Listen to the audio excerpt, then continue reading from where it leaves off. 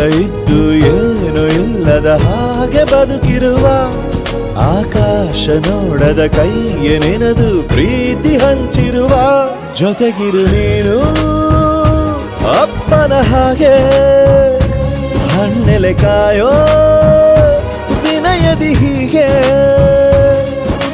ನಿನ್ನನು ಪಡೆದ ನಾವು ಪುನೀತ ಬಾಳು ನಗು ನಗುತ್ತಾ ಬೊಂಬೆ ಹೇಳುತ್ತೈತೆ ಮತ್ತೆ ಹೇಳುತ್ತೈತೆ ನೀನೇ ರಾಜಕುಮಾರ.